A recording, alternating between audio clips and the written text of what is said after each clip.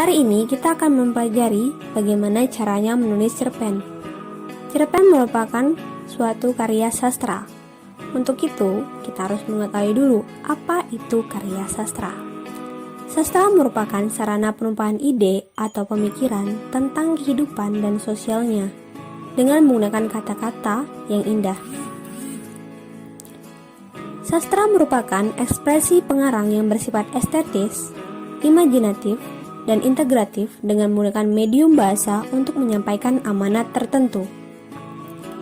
Jadi dapat disimpulkan, sastra merupakan sarana penumpahan ide yang bersifat estetis, imajinatif, dan integratif untuk menyampaikan amanat tertentu dengan menggunakan medium bahasa.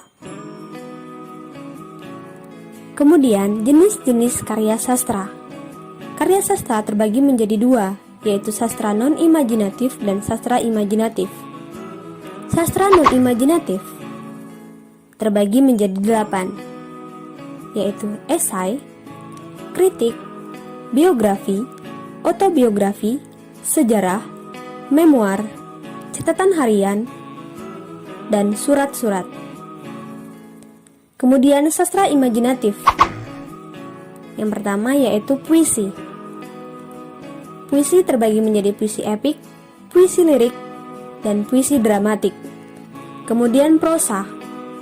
Prosa fiksi terbagi menjadi 3, yaitu novel, cerita pendek, dan novelet. Kemudian drama. Drama prosa dan drama puisi terbagi menjadi 4, yaitu komedi, tragedi, melodrama, dan tragikomedi. Langsung saja kita masuk kepada hakikat cerpen. Cerita pendek atau cerpen merupakan sebuah bentuk karya sastra berupa prosa naratif yang bersifat fiktif. Isinya tidak lebih dari 10.000 kata. Cerpen adalah salah satu jenis karya sastra berbentuk prosa dengan kisahan yang pendek, dengan kesan tunggal, dan terpusat pada satu tokoh dalam satu situasi. Cerpen adalah suatu bentuk prosa naratif fiktif, cenderung padat dan langsung pada tujuannya dibandingkan dengan karya-karya fiksi yang lebih panjang seperti novel. Jadi dapat disimpulkan bahwa cerpen atau cerita pendek adalah sebuah karya sastra yang berbentuk prosa dengan kisahan yang pendek, dengan kesan tunggal, yang berbentuk naratif fiktif, dan tidak lebih panjang seperti novel. Langsung saja masuk kepada contoh cerpen dengan judul Nenek Hijau.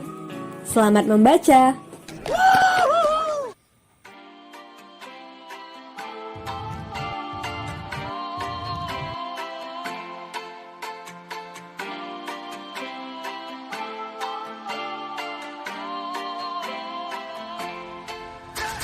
You call me on the telephone, you feel so far away. You tell me to come over, there's some games you wanna play. I'm walking to your house, nobody's home, just me and you and me alone.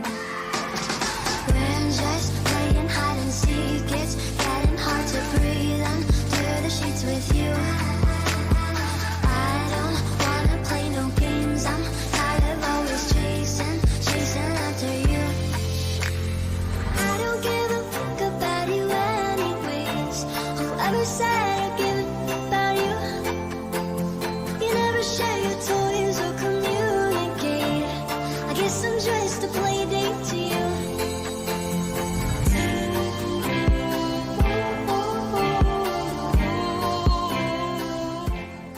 Nah, setelah membaca cerpen tersebut, tentunya teman-teman dapat membedakan yang mana cerpen dan bukan cerpen. Agar teman-teman tidak keliru, di sini kami menyediakan contoh bukan cerpen, yaitu narasi. Contoh karangan narasi informatif atau ekspositoris. Nah, setelah membaca contoh cerpen dan contoh bukan cerpen, tentunya teman-teman sekarang dapat membedakan kan bagaimana cerpen dan bagaimana yang bukan cerpen. Langsung saja pada pembahasan selanjutnya, langkah-langkah menulis cerpen. Yang pertama yaitu menentukan ide dari cerita yang akan kita buat. Yang kedua yaitu tema cerita yang akan kita buat tentunya, agar tidak lari dari pembahasan cerita yang akan kita sampaikan atau akan kita ceritakan. Yang ketiga adalah kerangka cerpen agar kita dapat menyusun cerita dengan terstruktur atau sistematis. Kerangka cerpen sangat penting untuk menulis cerita pendek. Kemudian yang keempat, alur cerita. Agar cerita dapat tertata dengan baik, tentunya diperlukan alur cerita. Yang kelima adalah narasi. Yang keenam, karakter. Yang ketujuh, kejutan. Agar cerita kita dapat menarik pembaca, tentunya kita harus menyuguhkan beberapa kejutan-kejutan di dalam cerita kita agar menarik pembaca. Kedelapan, konklusi. Kemudian, di sini terdapat ada 10 foto yang menggambarkan kondisi Indonesia atau kondisi kita pada saat ini. Jadi dari 10 foto tersebut, teman-teman dapat rangkai menjadi suatu kerangka cerita. Catatan. Di sini ada terdapat beberapa catatan-catatan yang penting untuk diperhatikan dalam menulis cerita pendek. Yang pertama, teknik pelukisan tokoh. Bagaimana sih cara memaparkan sifat, watak, ataupun perilaku tokoh? Yaitu yang pertama dengan cara diuraikan. Yang kedua dengan cara teknik ragaan. Teknik ragaan ini seperti kita memaparkannya dalam dialog ataupun dalam tingkah laku tokoh tersebut. Kemudian eksposisi, yang keempat teknik dramatik. Kemudian kita juga harus memerhatikan alur. Alur terbagi menjadi 3, ada awal, tengah, dan akhir.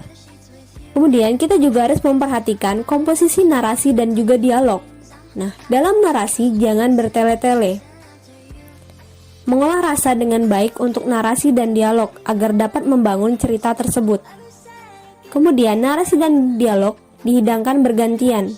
Narasi ketika konflik jangan terlalu panjang, secukupnya saja, padat dan jelas. Dialog menggunakan bahasa daerah boleh, tetapi narasi tidak boleh. Percakapan dialog jangan terlalu panjang. Kemudian dalam dialog harus memperhatikan strata tokoh. Sekian penjelasan dari saya. Terima kasih. Selamat menulis.